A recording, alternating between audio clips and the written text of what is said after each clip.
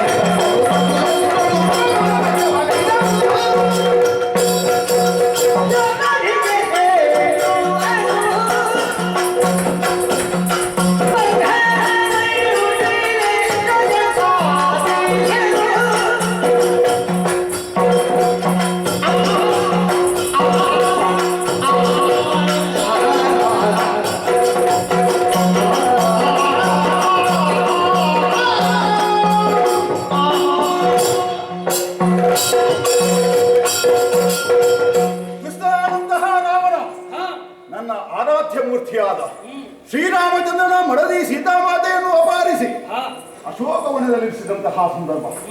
ಶ್ರೀರಾಮನ ಅಜ್ಞಾನವರ್ತಿಗಳಾದಂತಹ ನಾವೆಲ್ಲ ಸೀತಾಮಾತೆಯನ್ನು ಬಂಧನ ಮುಕ್ತಗೊಳಿಸುವುದಕ್ಕಾಗಿ ಶರದಿಗೆ ಸೇತುವನ್ನು ಬಂಧಿಸಬೇಕಾಗಿ ಬಂತು. ಲಂಕಾನಗರಿಯನ್ನು ಕಪಿಗಾಕೂಟ ಪ್ರವೇಶಿಸಬೇಕಾಗಿದ್ದರೆ ನಡೆದುಕೊಂಡು ಹೋಗಬೇಕಾಯಿತು. ಆ ವಿಶಾಲವಾದ ಶರದಿಗೆ ನೀಳವಾದ ಸೇತುವನ್ನು ಬಂಧಿಸುವಲ್ಲಿ ನಾವೆಲ್ಲ ಶ್ರಮಿಸಿದವರು. ಕಪಿವೀರರೆಲ್ಲ ದೊಡ್ಡ ದೊಡ್ಡ ಬಂಡೆಗಲ್ಲುಗಳನ್ನು ತಂದು ಶರದಿಗೆ ಹಾಕಿದರೂ ಕೂಡ ಸೇತುವನ್ನು ಬಂಧಿಸುವುದಕ್ಕೆ ಸಾಧ್ಯವಾಗಿರಲಿಲ್ಲ. ಆವಾಗ ನನ್ನ ಬಳಿ ಬಂದಂತಹ ಶ್ರೀರಾಮಚಂದ್ರ, ರಾಮವರೇ ನೀವೇ ಕೃಪೆ ತೋರಬೇಕು ಎಂದು ನನ್ನಲ್ಲಿ ಕೇಳಿಕೊಂಡಾವಾಗ ನಾನೊಬ್ಬನೇ ಕೈಲಾಸದ ಬಳಿ ಹೋಗಿದ್ದೆ. ಆ ಕೈಲಾಸದಲ್ಲಿರುವಂತಹ ರಜತಾದ್ದೆಯನ್ನು ನನ್ನೆರಡು ಕರಗಳನ್ನು ಭೂಮಿಯಿಂದ ಮೇಲಕ್ಕೆ ನೆಗಾಡಿದೆ. ಪರ್ವತ ಅಲುಗಾಡುವುದಕ್ಕೆ ಪ್ರಾರಂಭಿಸಿತು. ನಡುಗುತ್ತಿದ್ದಂತಹ ಪರ್ವತದ ಮೇಲಿನಿಂದ ಪರಮೇಶ್ವರ ಕೆಳಗಿಳಿದು ಬಂದ. ಸೇತುವೆ ಕಟ್ಟಿದ್ದು ದಕ್ಷಿಣದಲ್ಲಿ, ದಕ್ಷಿಣದ ತುದಿಯ. ನಾನು ನೀನು ಬಂಡದಲ್ಲಿ ಹೋದ ಕೈಲಾಸ ಕೈಲಾಸ ಬರಲಿ. ಆಗ್ಲಿ ಹಾ. ತಂದೆ ಕೇಳಿಲಿ ನಾನು ಹೇಳ್ತೀನಿ. ಆವಾಗ ನಡುಗುತ್ತಿದ್ದ ಪರ್ವತದ ಮೇಲಿನಿಂದ ಪರಮೇಶ್ವರ ಕೆಳಗೆದ್ದು ಬಂದ. ಯಾರು ಪರಮೇಶ್ವರ? ಪರಮೇಶ್ವರ ಯಾರಂತ ನೀನು ಅರ್ಥ ಮಾಡಿಕೊಳ್ಬೇಕು ಯಾರಂತ. ಪರಮೇಶ್ವರ ಯಾರು ಹೇಳುದು? ಅವನ ನಿನ್ನಾಗಿ ಕೈಲಾಸವಾಸಿ ಪರಮೇಶ್ವರ. ಹಾ, ಕೈಲಾಸವಾಸಿ. ಜಾಂಬವರೇ, ನೀವು ಇಂತಹ ಕೆಲಸವನ್ನು ಮಾಡಿದ್ರಿ. ನನ್ನ ಮದುವೆ ಕಾಲದಲ್ಲಿ ಇದ್ದವರು ತಾವು. ಆಗ ನಾನು ಏನು ಹೇಳಿದೆ ಗೊತ್ತಾ? ಸೇತುವನ್ನು ಮಾಡಬೇಕಾದ ಅಗತ್ಯ. ಆದ್ದರಿಂದ ರಜತಾದಿಗೆಯನ್ನು ನನ್ನೆರಡು ಕರಗಳಿಂದ ಮೇಲಕ್ಕೆ ನೆಗೆಹಿದ್ದೇನೆ. ಯಾಕೆ ರಜತ ಪರ್ವತದ ಕೆಳಗೆ ಅಪ್ಪಚ್ಚಿ ಆಗುದು ಬೇಡ. ಇಲ್ಲಿ ಕೇಳಿ, ನಾನು ಹೇಳುದು ಮತ್ತೆ ನೀವು ಮಾತಾಡಿಸ. ಅಂತಹ ಶಿವನು ನನ್ನಲ್ಲಿ ಏನು ಹೇಳಿದ ಗೊತ್ತಾ? ನೀವು ನನ್ನ ರಜತಾದ್ರಿಯನ್ನು ಕಿತ್ತೀರಿ ಎಂದಾದರೆ ಒಂದು ನನಗೆ ನೆಲೆ ಇಲ್ಲದಂತಾಗ್ತದೆ, ಮತ್ತೊಂದು ನಿಮ್ಮವರಿಂದ ಇಷ್ಟರವರೆಗೆ ರಚಿಸಲ್ಪಟ್ಟಂತಹ ಸೇತು ನಾಶವಾಗಿ ಹೋಗ್ತದೆ. ಯಾಕೆ? ಇದು ಇಷ್ಟು ಬೃಹದಾಕಾರದ ಪಾತ್ರ. ಹಾಗಾಗಿ ನಾನು ಒಪ್ಪಲಿಲ್ಲ ನಾನು. ಆವಾಗ ನಾನು ಬೇರೆ ಅಲ್ಲ, ರಾಮ ಬೇರೆ ಅಲ್ಲ. ರಾಮನ ಮಹಾಕಾರ್ಯದಲ್ಲಿ ಆಸಕ್ತಿಯನ್ನು ತೋರುತ್ತಿರುವಂತಹ ನೀನು ರಾಮನಾಗಿರುವ ನನ್ನ ಮಗು. ಆಗ ತಿಳಿತು ನನಗೆ ಶಿವ ರಾಮ, ರಾಮ ಶಿವ, ಶಿವರಾಮ ಬೇರೆ ಯಾರಲ್ಲ ಒಬ್ಬನೇ. ಶಿವನಲ್ಲಿ ರಾಮನನ್ನು ಕಂಡಂತಹ ನನ್ನಲ್ಲಿ ಸ್ನೇಹ ಹಸ್ತವನ್ನು ಚಾಚಿದ ಶಿವನಿಗೆ ನಮಸ್ಕರಿಸಿ ಆತನನ್ನು ಗೌರವಿಸಿ ಬಂದವ. ಎಲ್ಲರಿಗೂ ಸೌಖ್ಯವನ್ನು ಒದಗಿಸುವ ನಿನ್ನ ಜೊತೆ ಸಖ್ಯವನ್ನು ಮಾಡಿ ಸಖ್ಯವನ್ನು ಮಾಡಿದ. ಆಮೇಲೆ ತಲೆಯಲ್ಲಿ, ಭುಜಗಳಲ್ಲಿ, ಪಾದಗಳಲ್ಲಿ, ಬಾಹುಗಳಲ್ಲಿ ಬೇರೆ ಬೇರೆ ಪರ್ವತಗಳನ್ನು ಹೊತ್ತು ತಂದವ. ಆ ರಜತಾದ್ರಿಯನ್ನೇ ಮೇಲಕ್ಕೆತ್ತುವುದಕ್ಕೆ ಶಕ್ತನಾದ ನನ್ನೆದುರು, ಸೂರ್ಯನ ಎದುರು ಒಂದು ಮಿನುಕುಳ ನನ್ನದೂ ಪ್ರಕಾಶ ನೋಡಿದಿರಾ, ನನ್ನದೂ ಪ್ರಕಾಶ ನೋಡಿದಿರಾ ಎಂದು ಹೇಳಿದ ಹಾಗೆ ಒಂದು ಸಣ್ಣ ನಡುಗುಟ್ಟಿಯನ್ನು ಮೇಲಕ್ಕೆತ್ತಿ ಅದೇ ದೊಡ್ಡದೆಂದು ನೀನು ಜಪಪಚ್ಚಿಕೊಳ್ಳುತ್ತಾ ಇದ್ದೀಯಲ್ಲ. ನನ್ನ ಪರಾಕ್ರಮ ಏನೆಂಬುದಾಗಿ ಈಗ ಅರ್ಥವಾಯ್ತಲ್ಲ, ಅರ್ಥವಾಯ್ತಲ್ಲ ನನಗೆ. ಇನ್ನೇನು ಮುಗಿಯಲಿಲ್ಲ. ಇನ್ನು ಬರೀ ಪರ್ವತವನ್ನು ಎತ್ತಿದ್ದಲ್ಲ, ನಾನು ಭೂಮಿಯನ್ನೇ ಎತ್ತಿದ್ದೇನೆ. ನಿನ್ನದು ತ್ರೇತಾಯುಗದ ಕಥೆ, ನನ್ನದು ಆದಿಯಲ್ಲೇ ಕಥೆ ಉಂಟು. ಹಿರಣ್ಯಾಕ್ಷ ಭೂದೇವಿಯನ್ನು ಪೀಡಿಸಿದಾಗ ವರಾಹ ರೂಪದಿಂದ ನಾನು ಭೂಮಿಯನ್ನೇ ಆಧರಿಸಿ ನಿಂತವ. ಈ ಭೂಮಿಯನ್ನೇ ಆಧರಿಸಿದವನಲ್ಲಿ ಬರೀ ಬೆಟ್ಟ ಹತ್ತಿದವ ಮಾತಾಡುವುದ? ನಿನ್ನನ್ನು ನಿನಗೆ ನನ್ನ ಸತ್ವದ ಬಗ್ಗೆ ಗೊತ್ತು. ಆದ್ದರಿಂದ ನೀನು ನಮ್ಮನ್ನು ಹೀಯಾಳಿಸುವುದಕ್ಕಾಗಿ ನೋಡ್ತಾ ಇದ್ದೀಯ. ನಿನಗೆ ನಾವು ಬೆಟ್ಟು ಬೀಳದೆ ಬುದ್ಧಿ ಬರಬೇಕಿಲ್ಲ.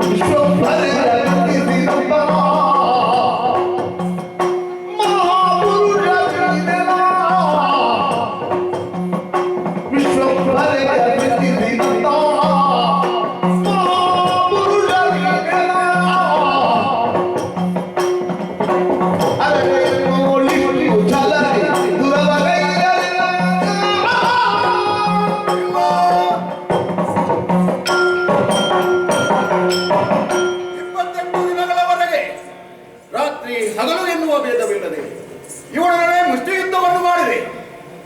ಘಳಿಗೆಗೆ ನನ್ನ ಶಕ್ತಿ ತ್ರಾಸವಾಯಿತು. ಇಷ್ಟು ದಿನಗಳವರೆಗೆ ನಡೆದಂತಹ ನಮ್ಮ ಹೋರಾಟದಲ್ಲಿ ಶಕ್ತಿ ಕುಗ್ಗಿ ಭೂಮಿಗುರುಳಿರುವ ಸ್ಥಿತಿಯಲ್ಲಿರುವಂತಹ ನಾನು ಇವನನ್ನು ಮತ್ತೆ ಮತ್ತೆ ನೋಡಲಾರಂಭಿಸಿದ್ದೇನೆ.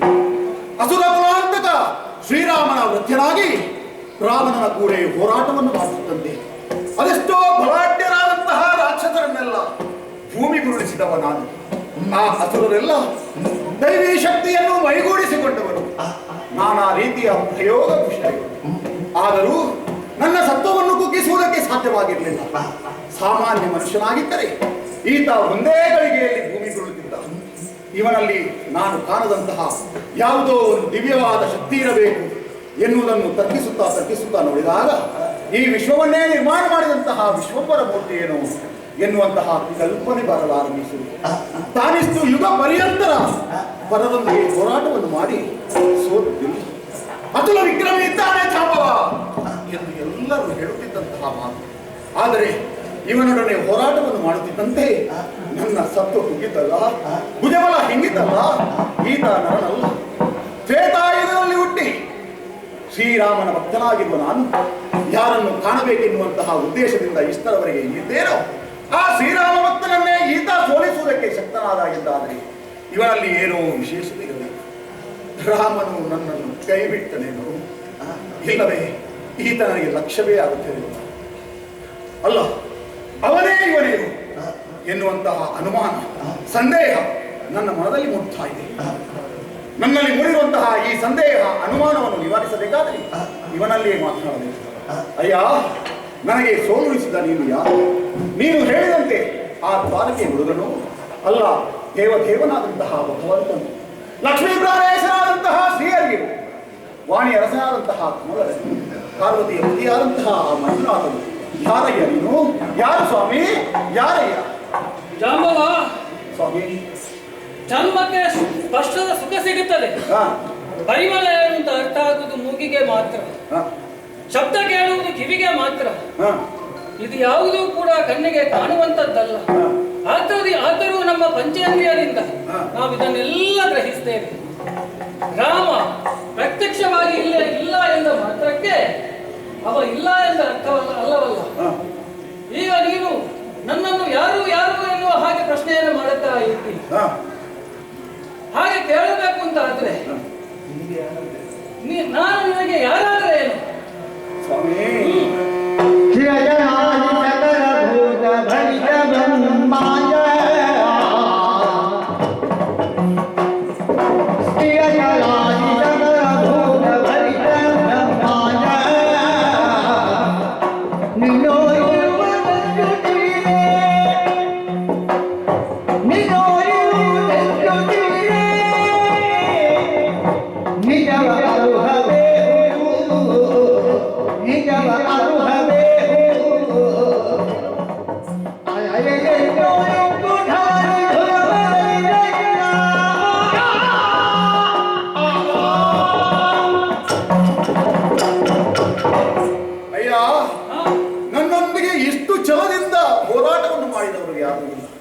ನಿನ್ನೊಂದಿಗೆ ಹೋರಾಟವನ್ನು ಮಾಡುತ್ತಾ ಇದ್ದಂತೆ ನನ್ನ ಶಕ್ತಿಗಳನ್ನೆಲ್ಲ ಕರಗಿ ಹೋಯಿತು. ಆದ್ದರಿಂದ ನೀನೇ ಹೇಳಯ್ಯ, ನನಗೆ ಸೋಲಿಸಿದ ಮಹಾನುಭಾವ ನೀನು ಯಾರು? ಯಾರಯ್ಯ?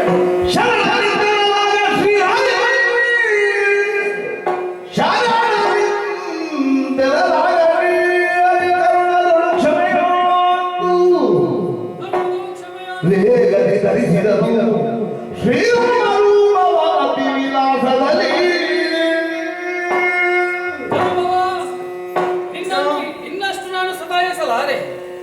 ಯಾವ ಉದ್ದೇಶವನ್ನು ಇರಿಸಿಕೊಂಡು ಯುಗಾಂತರದಿಂದ ನೀನು ಬದುಕುತ್ತಾ ಬಾಳಿ ಬರ್ತಾ ಇದ್ಯೋ ಅದನ್ನು ಕರುಣಿಸುವುದಕ್ಕೆ ಕೃಷ್ಣನಾದಂತಹ ನಾನು ಇದೋ ನಿನ್ನ ಕರ್ಣ ಮುಂಭಾಗದಲ್ಲಿ ಈ ಕ್ಷಣವೇ ರಾಮನಾಗಿ ಗೋಚರಿಸುತ್ತೇನೆ.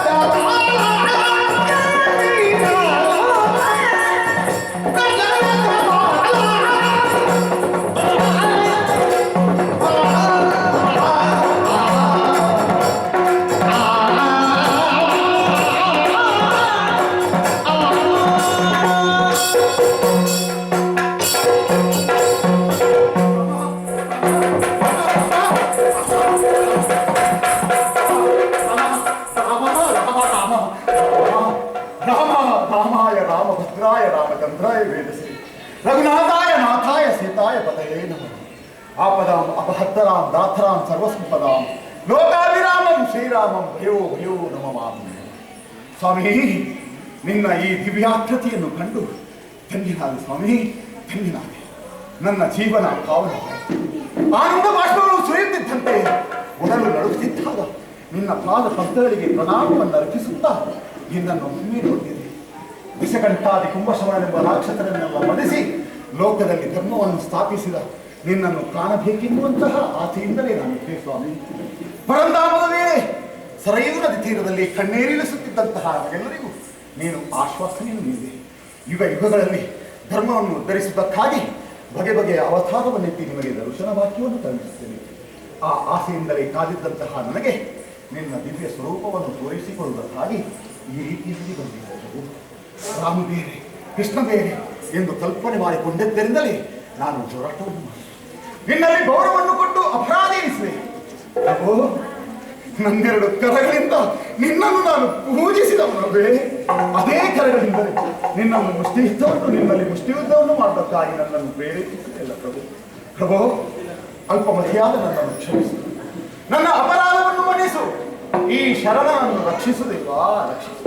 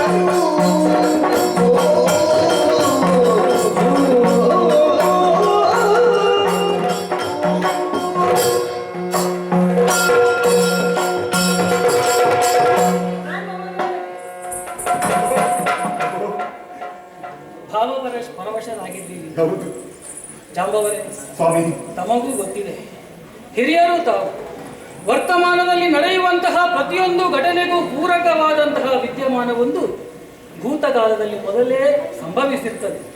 ಅದು ವರ್ತಮಾನದಲ್ಲಿ ನಡೆಯಬೇಕಾದಂತಹ ಘಟನೆಗೆ ಪೂರಕವಾಗಿಯೇ ನಿಕ್ಷೇಪವೂ ಗೊಂಡಿರುತ್ತದೆ.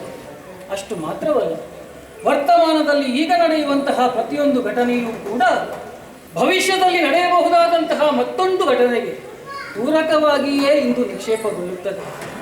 ತ್ರೇತಾಯುಗದಲ್ಲಿ ನಾನು ರಾಮನಾಗಿದ್ದ ಕಾಲಕ್ಕೆ ನಿರ್ಯಾಣದ ಹೊತ್ತಲ್ಲಿ ನೀವು ಬಹಳಷ್ಟು ಬೇಸರಗೊಂಡಿರಿ. ನಿನ್ನ ಜೊತೆ ನಾನೂ ಬರುತ್ತೇನೆ ಸ್ವಾಮಿ ಎನ್ನುವ ಹಾಗೆ ಅಲವತ್ತುಕೊಂಡವರು ನೀವು. ಆ ಕಾಲಕ್ಕೆ ನಾನು ಆಡಿದವನು ಚಿರಾಯು ನೀವು. ಈ ಕಲ್ಪದ ಅಂತ್ಯದ ಆಗುವವರೆಗೆ ತಾವು ಈ ಪ್ರಪಂಚದಲ್ಲಿ ಇರಲೇಬೇಕಾದ್ದು ಅನಿವಾರ್ಯ. ನನ್ನ ಜೊತೆ ನೀವು ಬರುವ ಹಾಗಿಲ್ಲ. ಆದರೆ ನಿಮ್ಮ ಮನಸ್ಸಿನ ಸಮಾಧಾನಕ್ಕೆ ನಾನೊಂದು ಮಾತನ್ನು ಆಡಿದವ. ಈ ಯುಗ ಕಳೆದು ಹೋದರೇನಂತೆ, ರಾಮ ಅಳಿದರೇನಂತೆ, ಬರುವ ಮುಂದಿನ ಯುಗಗಳಲ್ಲಿಯೂ ಕೂಡ ನಿಮಗೆ ನನ್ನ ದರ್ಶನ ಭಾಗ್ಯವನ್ನು ಕರುಣಿಸುತ್ತೇನೆ ಎನ್ನುವ ಹಾಗೆ ಅದೇ ತೆರನಾಗಿ ಶ್ರೀಹರಿಯಾದಂತಹ ನಾನು ತ್ರೇತಾಯುಗದಲ್ಲಿ ರಾಮನಾಗಿ ಕಾಣಿಸಿಕೊಂಡೆ. ಈ ದ್ವಾಪರ ಯುಗದಲ್ಲಿ ಕೃಷ್ಣನಾಗಿ ಕಾಣಿಸಿಕೊಂಡಿದ್ದೇನೆ. ನಾನೇ ರಾಮನೂ ಹೌದು, ನಾನೇ ಕೃಷ್ಣನೂ ಹೌದು. ಮಾತ್ರವಲ್ಲ, ರಾವಣನ ಕೂಡ ಯುದ್ಧದಲ್ಲಿ ಅದೆಷ್ಟೋ ತೀಕ್ಷ್ಣವಾಗಿ ನೀವು ಯುದ್ಧವನ್ನು ಮಾಡಿದರೂ ಕೂಡ ಯುದ್ಧವೆಲ್ಲ ಮುಗಿದ ನಂತರ ನನ್ನಲ್ಲಿ ವೈಯಕ್ತಿಕವಾಗಿ ಒಂದು ಮಾತನ್ನು ತಾವು ಆಡಿದವರು. ಎಷ್ಟೇ ಯುದ್ಧವನ್ನು ಮಾಡಿದರೂ ಕೂಡ ನನ್ನ ಭುಜಬಲ ಇನ್ನೂ ಸೊರಗಲಿಲ್ಲ ಸ್ವಾಮಿ. ಇನ್ನೂ ಯಾಕೋ ನನ್ನಲ್ಲಿ ಆಲಸ್ಯ ಕಾಡುತ್ತಾ ಉಂಟು. ಇವರೆಲ್ಲ ನನಗೆ ಯುದ್ಧದಲ್ಲಿ ನಗಣ್ಯ. ಯುದ್ಧ ಮಾಡುವುದಿದ್ರೆ ಅದು ವಿನೋದಕ್ಕಾಗಿಯೇ ಆದೀತು ಅಥವಾ ಯಥಾರ್ಥಕ್ಕಾದರೂ ಆದೀತು. ಯುದ್ಧ ಮಾಡುವುದಿದ್ರೆ ಅದು ನಿನ್ನ ಜೊತೆ ಒಮ್ಮೆ ನನಗೆ ಯುದ್ಧ ಮಾಡಬೇಕು ಎನ್ನುವ ಹಾಗೆ ಆಕಾಂಕ್ಷೆಯನ್ನು ತಾವು ವ್ಯಕ್ತಪಡಿಸಿದವರು. ಅದನ್ನು ನಾನು ಮನಸ್ಸಿನಲ್ಲಿ ನೆನಪಿಸಿ ಇಟ್ಟುಕೊಂಡೇ ಇಂತಹ ಒಂದು ಯುದ್ಧವನ್ನು ನಾನೇ ನನ್ನ ನಾಟಕದ ಮೂಲಕವಾಗಿ ಸನ್ನಡಿಸಿದವರಿದ್ದರೆ ನೀವು ಪಾಪ ಪ್ರಜ್ಞೆಯಿಂದ ತೊಳಲುವ ಯಾವುದೇ ಕಾರಣಗಳೇ ಇಲ್ಲ. ಇದೆಲ್ಲ ನನ್ನದೇ ನಾಟಕ. ನಿಮಗೆ ರಾಮನಾಗಿ ಮತ್ತೊಮ್ಮೆ ದರ್ಶನವನ್ನು ಇಟ್ಟಿದ್ದೇನೆ. ಹೇಗೆ ರಾಮ ಸಂತೋಷವಾದ ಅದೇ ಈ ಕಾಲದಲ್ಲಿ ನಾನು ಹೊರಗೆ ಹೋಗಿದ್ದೇನೆ. ಆದಿದೇವರ ದೇವ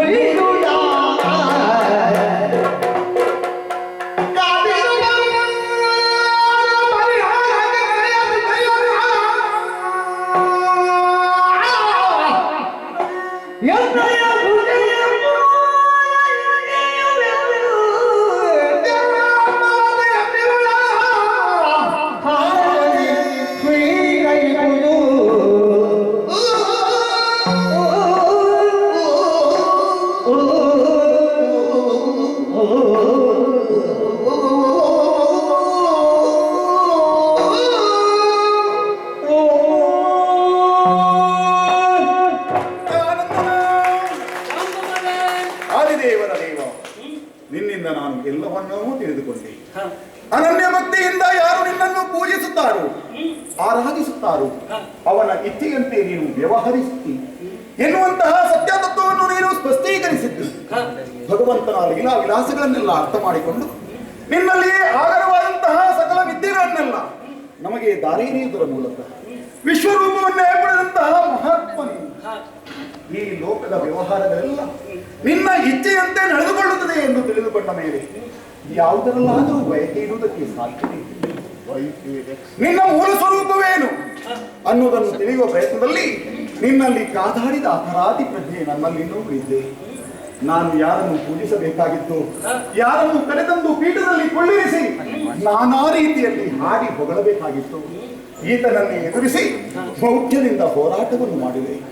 ನನ್ನ ಅಪರಾಧ ಪ್ರಜ್ಞೆ ನನಗಿನ್ನು ತಿಳಿದಿದೆ. ಸ್ವಾಮಿ, ಲೋಕಪವಾದ ಪರಿಹಾರಕ್ಕಾಗಿ ರತ್ನವನ್ನು ಪಡೆಯುವುದಕ್ಕೋಸ್ಕರ ಇಲ್ಲಿಗೆ ನೀನು ಬಂದವನಾದರೂ ನನ್ನ ಪ್ರಾರ್ಥನೆಯನ್ನು ಮನ್ನಿಸಬೇಕು ಸ್ವಾಮಿ. ಅಡವಿಯಲ್ಲಿ ಮನುಷ್ಯ ಶಿಶುವೊಂದು ಅಳುತ್ತಿರುವಾಗ ತಂದು ಸಾಕಿದವನು ಜಾಂಬವತಿ ಎನ್ನುವಂತಹ ನಾಮಕರಣವನ್ನಿಟ್ಟು ಅಕ್ಕರೆಯಿಂದ ಪೋಷಿಸುತ್ತಾ ಬಂದವನಿದ್ದೇನೆ. ಈಗ ಆಕೆ ಬೆಳೆದು ಪ್ರಬುದ್ಧವಾಗಿದ್ದಾಳೆ. ಕೆಲ ದಿನಗಳ ಹಿಂದೆ ಮತ್ತೊಂದು ಗಂಡು ಶಿಶುವನ್ನು ಪಡೆಯುವಂತಹ ಸೌಭಾಗ್ಯವನ್ನು ಆ ಶಿಶುವನ್ನು ತಂದು ಜಾಂಬವತಿಯ ಕೈಗೆತ್ತಿದ್ದೇನೆ. ನಿನ್ನ ದರ್ಶನವಾದ ಮೇಲೆ ಇಲ್ಲಿ ಇಷ್ಟಪುಷ್ಟವನಾಗಿರಲಾರೆ. ಆದ್ದರಿಂದ ನನ್ನ ಮಕ್ಕಳಿರೋರು ನಿರ್ಗತಿಕರಾಗಬಾರದು. ಸಮಂತಕ ರತ್ನವನ್ನು ನೀಡುವುದರೊಂದಿಗೆ ನನ್ನಲ್ಲಿರುವಂತಹ ಕನ್ಯಾರತ್ನವನ್ನು ನಿನಗೆ ಒಪ್ಪಿಸುವವನಿದ್ದೇನೆ. ಜೊತೆಯಾಗಿ ಎಳೆಯ ಮಗುವನ್ನು ಕೊಡುವವನಿದ್ದೇನೆ. ಇವುಗಳನ್ನೆಲ್ಲ ಸ್ವೀಕರಿಸಿ ನನ್ನ ಪ್ರಾರ್ಥನೆಯನ್ನು ಜಾಂಬವರೇ, ಸ್ವಾಮಿ, ತಮ್ಮದಾದಂತಹ ಮನಸ್ಸಿನ ನಿವೇದನೆಯನ್ನು ಪ್ರಾಂಜಲ ಮನಸ್ಸಿನಿಂದ ನನ್ನ ಮುಂದಿಟ್ಟಿದ್ದೀರಿ. ತಾವು ಬ್ರಹ್ಮಚಾರಿಗಳೇ ಆದರೂ ಕೂಡ ಸಂಸಾರ ಬಂಧನದಿಂದ ತಾವು ಇದುವರೆಗೂ ತೊಳಲಾಡುತ್ತಾ ಇದ್ದವರು. ನನ್ನ ದರ್ಶನದಿಂದ ಅದೂ ಈ ಕಾಲಕ್ಕೆ ಮಾಸಿ ಹೋಗಿದೆ. ಆದ್ರೆ ಒಂದೊಂದು ಜಾಂಬವರು, ನೀವೀಗ ಕಾಣುತ್ತಾ ಇರುವುದು ಕೃಷ್ಣನಲ್ಲ, ನೀವು ಕಾಣುತ್ತಾ ಇರುವುದು ಏಕಪತ್ನಿ ವೃತಸ್ಥನಾದಂತಹ ಶ್ರೀರಾಮನಲ್ಲವೇ? ಹಾಗಿದ್ರೆ ನಿಮ್ಮ ಸುತೆಯನ್ನು ನಾನು ವರಿಸಬೇಕು ಅಂತಾದ್ರೆ ಈ ರೂಪದಿಂದಲ್ಲ, ಅಲ್ಲಿ ನಾನು ಕೃಷ್ಣನ ರೂಪವನ್ನೇ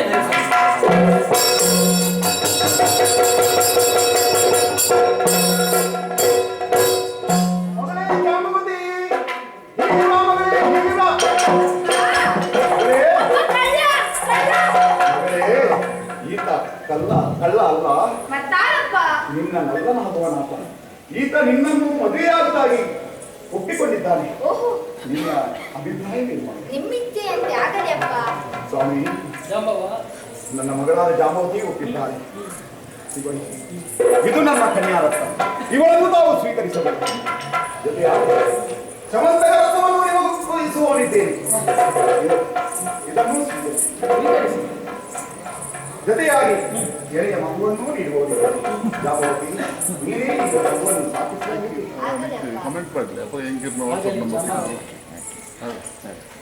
ಮಣಿಯನ್ನು ಶೋಧಿಸುವುದಕ್ಕೆ ನಾನು ಬಂದದ್ದು. ಮಣಿಯೂ ದೊರಕಿತು, ಜೊತೆಯಲ್ಲಿ ಕನ್ಯಾಮಣಿಯೂ ದೊರಕಿದಳು.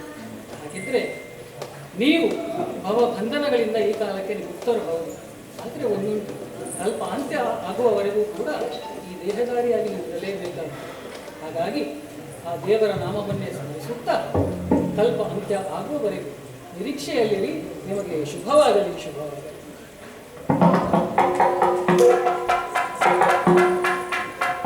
ಈ ಮೂಲಕವಾಗಿ ಜಾಂಬವತಿ ಕಲ್ಯಾಣ ಎನ್ನುವಂತಹ ಈ ಪ್ರಸಂಗವನ್ನು ಯಾರು ಆಡಿದ್ದಾರೋ, ಯಾರು ಆಡಿಸಿದ್ದಾರೋ, ಯಾರು ನೋಡಿದ್ದಾರೋ ಅವರೆಲ್ಲರಿಗೂ ಕೂಡ ಕಥೆಯಲ್ಲಿ ಅಂತರ್ಗತವಾದಂತಹ ಸತ್ವ ಏನುಂಟು ಅದೇ ಪ್ರಸಾದ ರೂಪವಾಗಿ ಒದಗಿ ಬಂದು ನಾವು ನಂಬಿಕೊಂಡು ಬಂದಂತಹ ದೈವ ದೇವರುಗಳು ಕದ್ರಿಶ್ರೀ ಮಂಜುನಾಥ ಸ್ವಾಮಿ ಹಾಗೂ ಅಮೃತೇಶ್ವರ ಸ್ವಾಮಿ ಸಕಲ ಸೌಭಾಗ್ಯವನ್ನು ಇದ್ದು ಕರುಣಿಸಲಿ ಎನ್ನುವ ಹಾಗೆ ಸಭಾಸದರಲ್ಲಿ ಮಂಗಳ ಪದ್ಯವನ್ನು ಹಾಡುವರೆ ಅನುಮತಿಯನ್ನು ಕೇಳುತ್ತಾ ಇದ್ದೇವೆ.